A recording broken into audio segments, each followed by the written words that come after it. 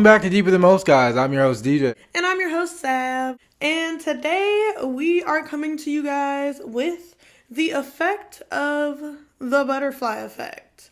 This is episode 85, and this is a topic that I feel like we've been really excited to dive into. There's honestly not too much about this topic. It's kind of just the same, repeating information if we were to go, really, really deep. But it's all essentially just, in this little bubble. But yeah, the butterfly effect, I've been wanting to do this shit for a while. So, guys, we didn't do a Valentine's Day special this year. You know, life gets in the way. But we do have some chocolate and some wine. So, Yes. Happy Valentine's Day. Happy Valentine's Day. Love yours. Period. Point blank. We're filming this a couple days before Valentine's Day. So we figured we'd just keep the love going throughout the rest of the month, since this will be going up the week of Valentine's Day, but it's going out after the holiday, so yeah. But before we move any further, we're going to let you know how you can support the show. For starters, you can follow us on Instagram at Deeper Than Most PC. The PC stands for podcast. Check us out on TikTok at DTM Pod. Pod stands for podcast. And our Gmail is the same as our Instagram username, Deeper Than Most PC, but at gmail.com. You can also join our infamous Facebook group page, and of course, we've got the screenshot for you right here. Subscribe to us on YouTube if you're an audio listener. Our YouTube videos be fire. And I'm going to say it just like that. Our YouTube videos be fire. And if you do watch us on YouTube, hello. And go ahead and give us a rating and a review on any audio listening platform.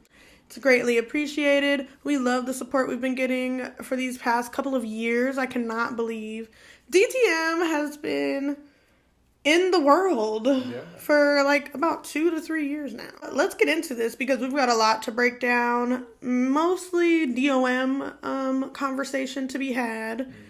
But this is just going to be a very well-rounded episode, and yeah, I'm ready to start this discussion. For this episode, we have 3 DOMs, and so our first set is Mysterious Objects in the Broken Sun. The Federal Aviation Administration has abruptly canceled a national defense airspace over part of Lake Michigan, and the organization announced this on Sunday.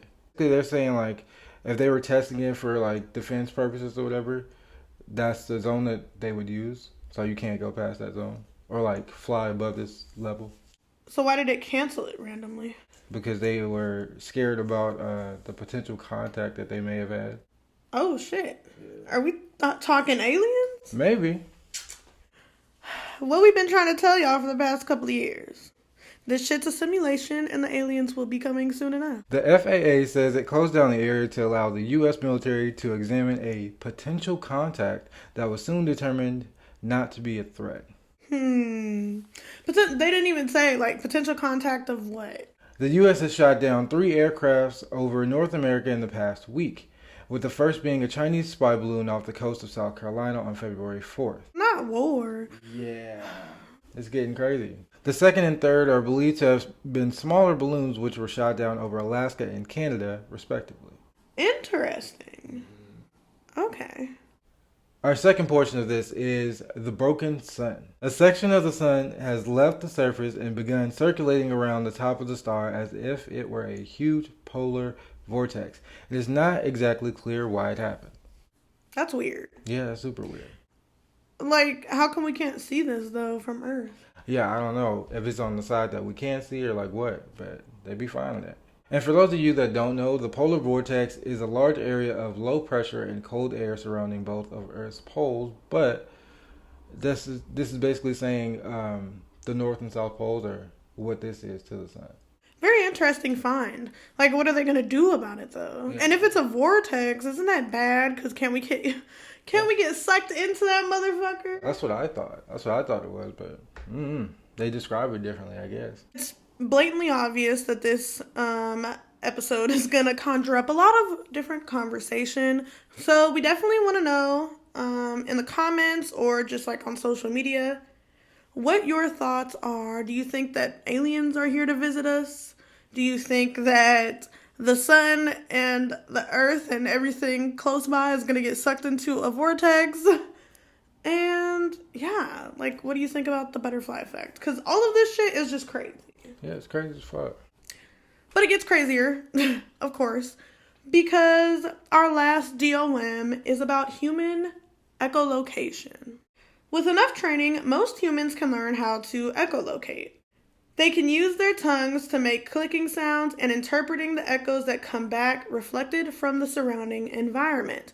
Basically, like many animals like that have echolocation abilities, it is a clicking sound that's made. And isn't it typically like squirrels and like rodents or like birds and stuff? It's crazy because like we don't even know what we're completely capable of. I mean, there's echolocation, there's like, this ultimate burst of strength that comes out of nowhere when you're like adrenaline is rushing, stuff like that. So it's cool. In as few as 10 weeks, researchers have been able to teach participants how to navigate obstacles and recognize the size and orientation of objects using the rebounding calls of their clicks. This shit is crazy. The experiment involved 12 participants who've been diagnosed as legally blind during their childhood and 14 sighted people.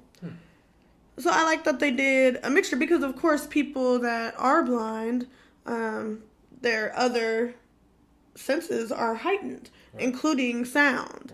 So, yeah, I wonder like if they're really able to pick up on the echolocation. I would assume so. Over the course of 20 training sessions, which were about 2 to 3 hours long, researchers found that blind and sighted participants, both old and young, all improved considerably at click-based echolocation.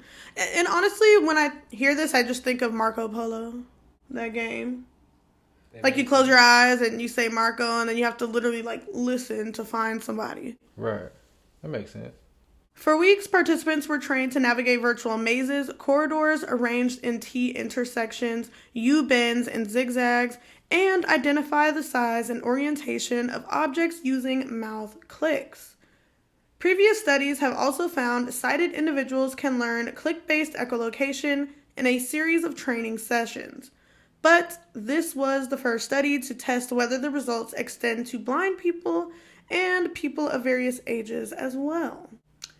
I think that this is a dope-ass study, and I don't know, it's just another contributing factor just to show, like, how fucking impressive and amazing, like, humans are. I don't know, just the things that we're able to do, and we're constantly finding out new things that our bodies are able to withstand, and that, I don't know, it's just crazy. Evolution. That's all I gotta say.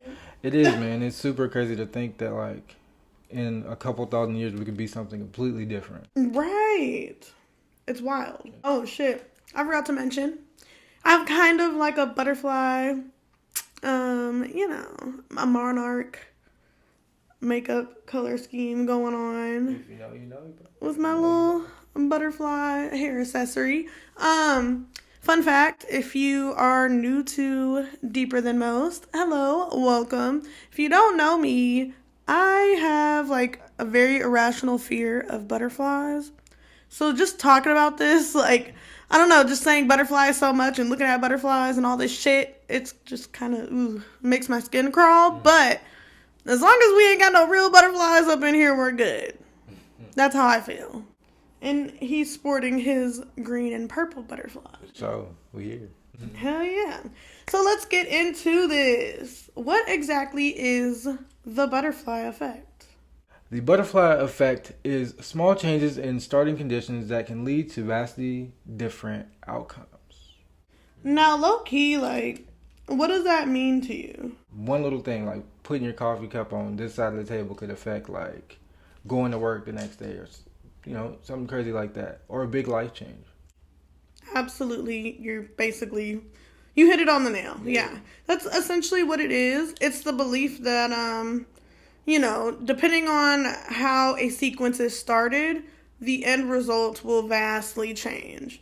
And like you said, just one minor detail could affect that outcome. And the outcomes could be very, very different.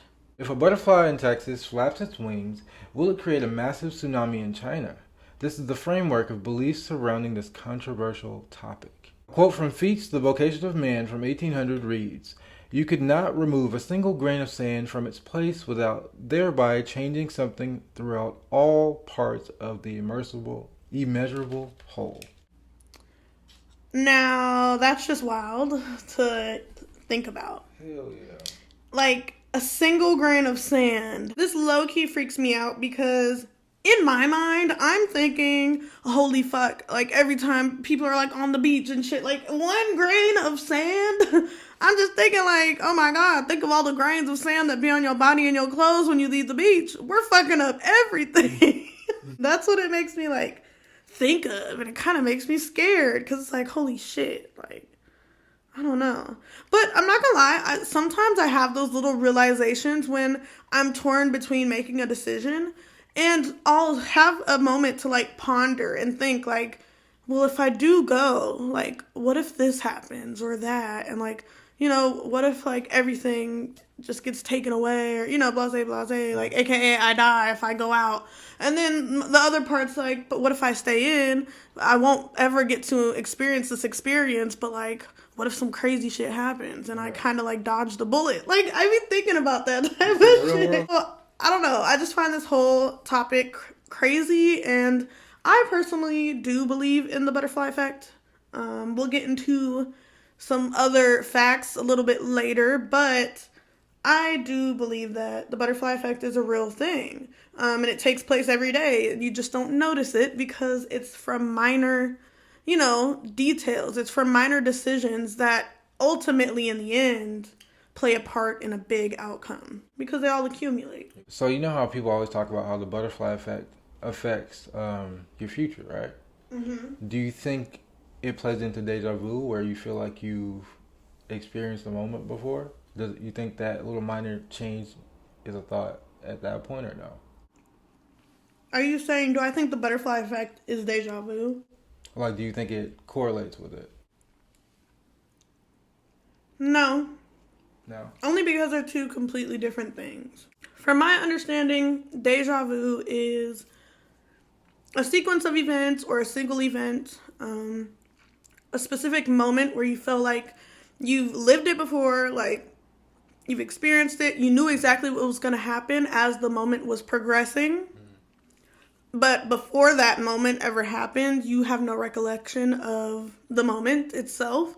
And you have that realization as the moment is taking place. And then afterwards, you just have like that, deja vu. And then you just forget about it, like, again. So that's what deja vu is to me. And with the butterfly effect, it's a sequence of decisions that are made that ultimately, just add up to a specific outcome or event taking place. But I don't think that has anything to do with deja vu. Okay. Because you still don't know what the event is until it takes place. Okay. That makes sense. I was just curious. Now we get into everything, everywhere, all at once. Basically, the thought that everything in the framework of our society, this world, just all of this is connected. And I personally believe that, yeah, all this shit's connected, and all situations and decisions influence each other, and just like the overall outcome and the whole of all of this. So yes, I do believe that. Also, on the contrary, it's a simulation, and if it's a simulation, everything's connected. Once again, just saying. Don't nobody want to listen to me, but you heard it. I'm going to say what I got to say. So essentially, the butterfly effect is based on the belief that small things can and do have major influence and effects on complex/large systems. So yeah, it's basically just like the technical breakdown of what the butterfly effect is. The concept of this theory has been long debated, and some think there is no basis to the theory whatsoever. However, moments in time and history could reveal otherwise. And there's a lot of debates and arguments on whether or not this shit's real. I think that it's a personal opinion. It's a personal perspective, The butterfly effect is credited to Edward Lorenz, who was born in 1917 and passed away in 2008. Lorenz was a meteorologist and a mathematician, which is a big flex. So can we just talk about how, like, that wasn't even that long ago? 2008? Yeah. I know. And then you think of, like, 1917. That was hella long ago. Yeah. That nigga lived a very full life. But, like, tell me that's not a flex. That's a hell of a flex. A meteorologist and a mathematician? Right. That's crazy. You know how smart you gotta be? Right. In the words of Natalie Nunn, we get into the bag. Lorenz was able to successfully combine these two disciplines to create what he called the chaos theory. His goal was to try and predict the weather. And what the chaos theory is, it is the butterfly effect, but the butterfly effect basically became the more notable and popular name for it, but it originally was the chaos theory. Dude. What? I just had an epiphany. Oh shit. Tell me. So you know how Ashton Kutcher plays the guy in the movie The Butterfly Effect? Mm-hmm. You know how he's Kelso on That 70s Show? Mm-hmm. You know how he always says, "Damn, Jackie, I can't control the weather." Mm-hmm. The chaos theory. Holy shit. But what that got to do? Oh wait, he was in the butterfly effect. What came out first? He was in That 70s Show first, but I think the butterfly effect came later. So do you think that's just a weird coincidence? I don't know, dude. Maybe. He wasn't wrong though. He can't. That shit just blew my mind anyway. No, that's a good Fuck. that's a good little I was just thinking about that tidbit. I don't know. I think that's a very interesting coincidence. But you know what else is a coincidence? Us thanking our sponsor. And we will see you soon. Have you heard about Anchor? It's the easiest way to make a podcast. It's free and easy to use. It has creation tools that allow for recording and editing straight from your phone or computer. This means you can view your listener count, upload vidcasts, and personalize your show, making it the best user experience around. Anchor will distribute your podcast for you to Spotify, Apple Podcasts, and so many more, making it so you don't have to do it individually. You can even monetize the podcast without minimum listenership. Anchor has all the tools to make a podcast in one place, like adding files, sound effects, and audience messages. So download Anchor today at anchor.fm, and that's anchor.fm, ANCHOR.fm. So what are you doing? Start your own podcast now.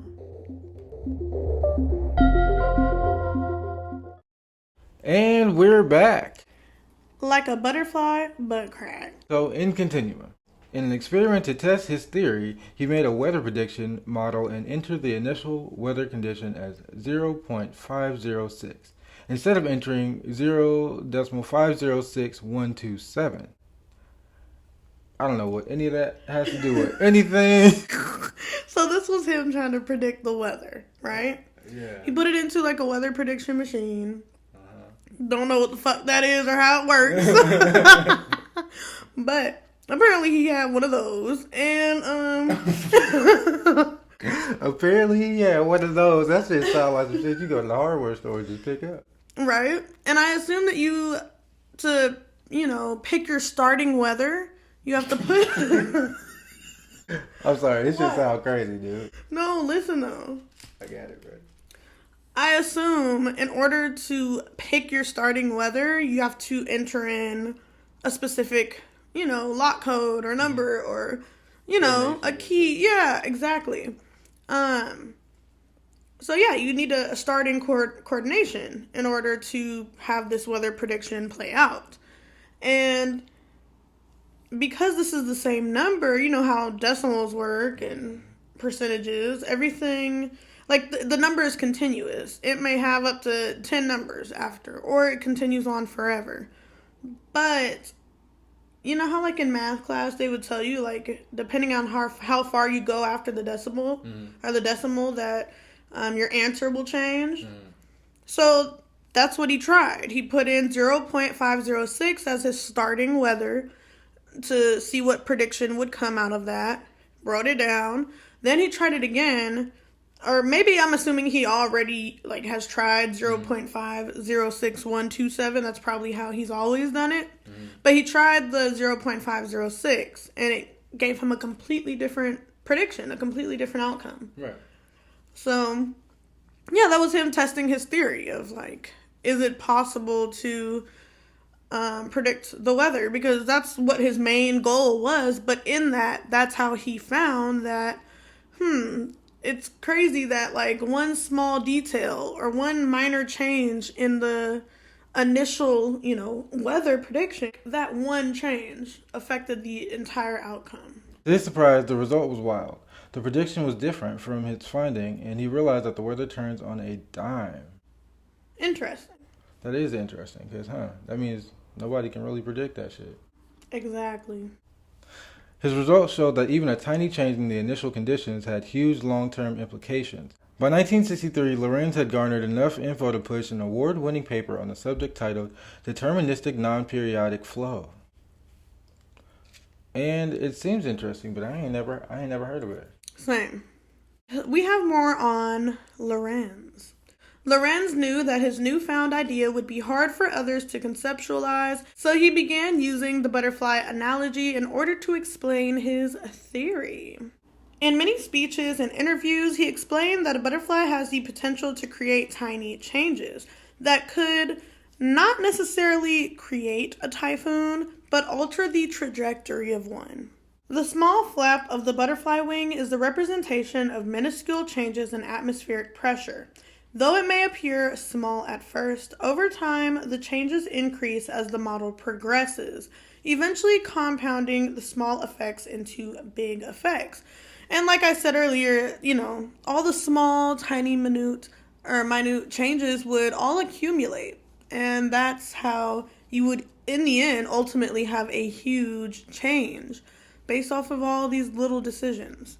A good way to look at this and to like understand how these differences actually like create such a huge like outcome compared to another one is looking at a graph and seeing just the trajectory of one path and the trajectory of another, and just as the graph continues on, the distance between these outcomes gets wider and wider and wider. With this new theory at play, Lorenz also concluded that it would virtually be impossible to accurately predict the weather. So once again, Michael Kelso was right. So now we get into the examples of this theory. The first one is the idea that getting coffee can have large effects such as altering your career path.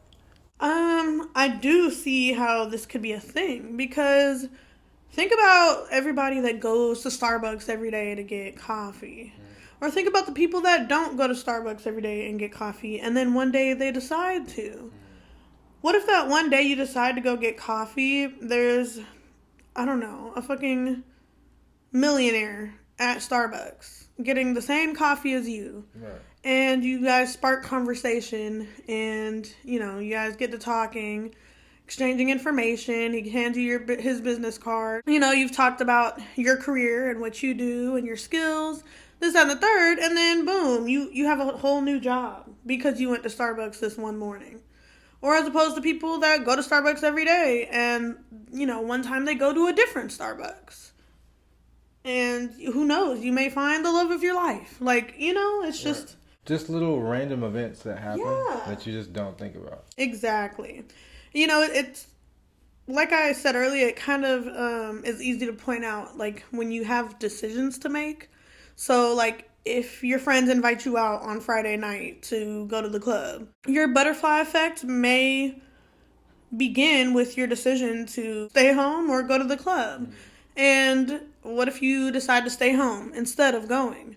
Then you wake up the next morning and watch on the news that there was a shooting at the club and one of your friends got shot. So if you would have went to the club, you may have gotten shot. So it's really, just decisions is where the butterfly effect, in my opinion, really shines. And it's very easy to pinpoint that this might be a butterfly effect type of decision. In my personal opinion, I don't know. It might not always be obvious or whatever. Same thing with, choosing to have an abortion or to not have one. Like, the trajectory of your life is going to vastly change depending on which wing you pick, I guess. Yeah, I guess that's how it goes. I mean, honestly, I don't know. It makes perfect sense when you really sit down and think about it. That like certain decisions can impact certain future events. Yeah. It just makes sense. Honestly, I feel like the butterfly effect is the same thing as the domino effect. Like, one domino falls and they all start falling with it. You know? Yeah. The second example is the death of Franz Ferdinand sparked the First World War, and this is assumed to be the biggest butterfly effect in human history. I've never heard of this, though. I don't know who the fuck Franz Ferdinand is, even though I did really good in history all throughout school. I don't remember this name. It said that it would have never happened if his driver had just checked the map. Interesting. Assuming that the way they were headed, they ended up going the wrong way probably, and that resulted in this guy's death. He was probably a very influential figure pertaining to the war, and that's probably what started it. But yeah, let us know if you know anything more about that, because haven't really heard of it. A user online posted, "My husband's grandpa was stationed at Pearl Harbor in the 40s and randomly missed the war due to oversleeping and missing his alarm. When he got to the station, everything was over and done with. Had he woken up on time or buddies had forced him awake, I wouldn't have my husband right now because he woke up late one day. He now has 6 kids, 13 grandkids, 12 great-grandkids, and counting. Many generations that simply wouldn't exist without a missed alarm clock." That's wild to think about, but wow. Like, Buddy missed Pearl Harbor because he overslept. That's crazy. And he probably would have died, if he had woken up. Wow. And then she's right. All of, his family, wouldn't exist. Exactly. And, it also made me think, well, what if one of the kids in that family, ends up making, a big change or a big discovery or a breakthrough in the world that could, cure cancer or something. Right. And that would have never happened if that guy went to war. That's the butterfly effect. It also makes me think, so does this play into when cavemen, created fire? When they figured out how to start a fire, was that, a butterfly effect into where we are today?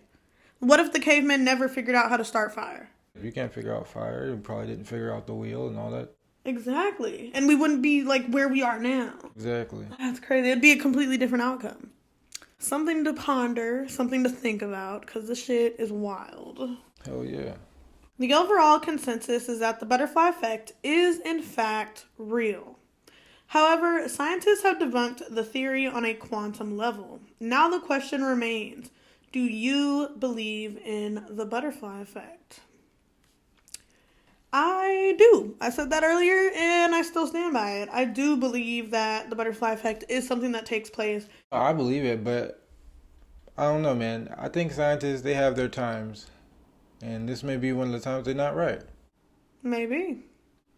Let us know what you think. We have a couple of games that we want to recommend to you guys that include the butterfly effect if you're into this topic. Just something to immerse yourself into the theory, as well as a couple of movies. So I will tell you one and DJ will tell you one. So the first game is Until Dawn. And this game was released in 2015. Until Dawn is considered an interactive movie by many, but the game is cinematic with cutscenes that reflect the choices you make throughout the game. Love this game. Great game. And absolutely, it's literally the butterfly effect. Yeah, it's a great game. And it's been the birth of so many other games. The next game is Detroit Become Human. I believe we've talked about both of these games before, as well as both of these movies, but just, I don't know. It's okay to re-recommend things, Oh, yeah. Oh, yeah. And all of these things are worth re-recommending if we have recommended them before. And we have new people that listen and tune in all the time. Exactly. So this is for you. But Detroit Become Human, which is an amazing game. We've talked about it before. Like, it's just awesome. We recently replayed it, actually. Yeah. Grand old time. But it's set in the future, and the game questions the role of technology in society and whether AI can develop feelings of empathy and self-awareness.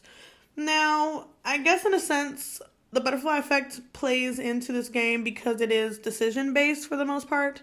There is gameplay sequences where you can actually, like, mash buttons. But for the most part, it is, like, decision-making and exploring. And I must say, like, the decisions are, yeah, the outcomes are pretty goddamn different. Yeah. And, yeah, I don't know. It's just well done. A very well done game. It's a very nuanced game. Like, Yeah. you can't tell that it's like butterfly effect until you're actually playing the game. You're like, oh wow, I shouldn't have made that decision because now look. Yes.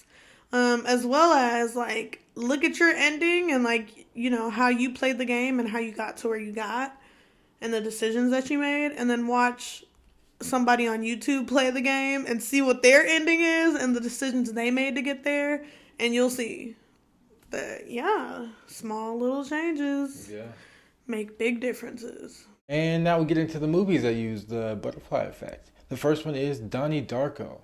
And the story follows Donnie, who's played by Jake Gyllenhaal, a moody teenager who is saved by a mysterious figure in a creepy bunny costume that calls him out of the room just moments before a jet engine crashes into it. I love Donnie Darko. It's a great movie. Yes, I love that movie. We've talked about that one as well. Yeah, we've really gotten into it, but gotta see it. If you haven't seen it, watch it. The second movie that utilizes the butterfly effect is, you guessed it, The Butterfly Effect. Duh. So this sci-fi drama follows a college student, Evan Treborn, a.k.a. Ashton Kutcher, a.k.a. Michael Kelso, who discovers he inherited the ability to time travel and decides to change the traumatic events that affected him and his friends in the past. I've never seen The Butterfly Effect, but I want to. And I need to. I don't know why I've never seen it, but a lot of people love this movie and say it's really good. So I'm going to have to check it out. And personally, I haven't gotten a chance to see it either, but I do know it has Morgan Freeman in it. Also, The Butterfly Effect, a lot of people, when they're thinking or talking about The Butterfly Effect, they bring up the assassination of JFK, as well as the death of MLK, as well as the death of, boy, I was going to say Mike Tyson, of Malcolm X. Or the death of Malcolm X. So, yeah, like, would things be different if these people didn't die? Same thing with, like, Selena. That is definitely a question that I've asked myself a lot of times. Yeah, like, where would we be? Like with Beyonce. Oh, let's not do that. Ooh, Aaliyah. Let's not do that. Everybody says if Aaliyah never died in that plane crash, that Beyonce wouldn't exist. Man. So, I mean, that's the butterfly effect for you. Wow, that's some cold shit. Let's go ahead and roll into our wiggity wind down kind words and a quick little tidbit of support. Our first wind down reads, do you believe the butterfly effect has saved you at some point in your life? Ooh, saved me? Yeah.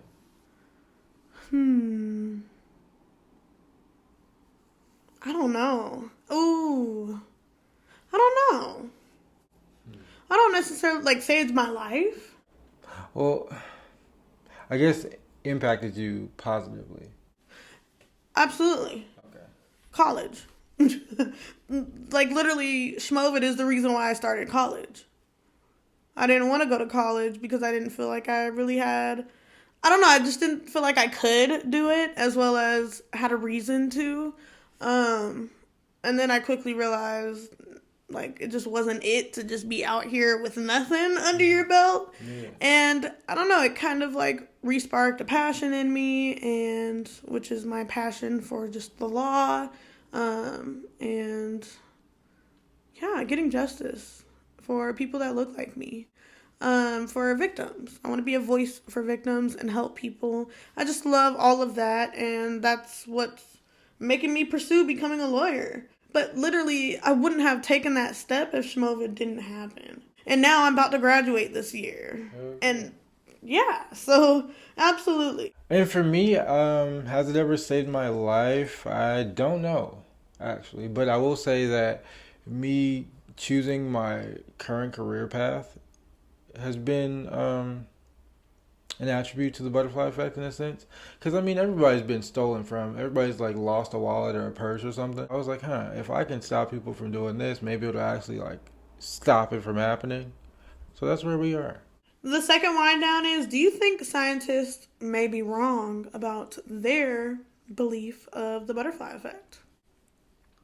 AKA them believing that it just doesn't exist. I think they could be wrong. They're human, just like the rest of us. Like, how could they, they can't just be perfect all the time. I agree, because what if they just didn't know how to do it? Yeah. Like, that's on you, not on Lorenz. Like, simple as that. Like, you just didn't know how. And our third and final wind down is, have you ever thought about this before? And by this, I mean the entire butterfly effect theory. Like, just at random. Yeah, all the time. And I have, like, conversations about it every once in a while. Because I'm just into this type of shit, y'all. Like, look at where you're at. You're here on Deeper Than Most with us. Mm-hmm. Your best, craziest, deepest host. Like, we get deep. We talk about shit that people don't normally talk about. But it's because we have strong opinions about these things. That was the wiggity wiggity wind down. I'm going to go ahead and tell you how you can support the show one more time. Follow us on TikTok at DTM Pod. Follow us on Instagram at Deeper Than Most PC. Check us out on our Facebook group. Rewind this bitch and get the picture. Go ahead and listen to us on any audio platform and give us a rating and a review, as well as subscribing on YouTube. Comment on some episodes, like some episodes, and share it with everybody that you know, and even the people that you don't. Okay? Now we're going to roll into my favorite part of the show, the kind words segment. And what kind words do you have this week? My kind words are, be careful what you wish for. And everybody knows why. So I'm going to keep it simple. I'm going to keep it short. Be careful what you wish for. Period. Think clearly. Think your next actions through. I mean, you never know how it could affect you. Things just happen one way or the other. But with that being said, this has been episode 85, The Butterfly Effect. So stay light, stay bright, stay positive. I've been your host, Sav. And I've been your host, DJ. And we will catch you next week on another Out of This World episode of Deeper Than Most.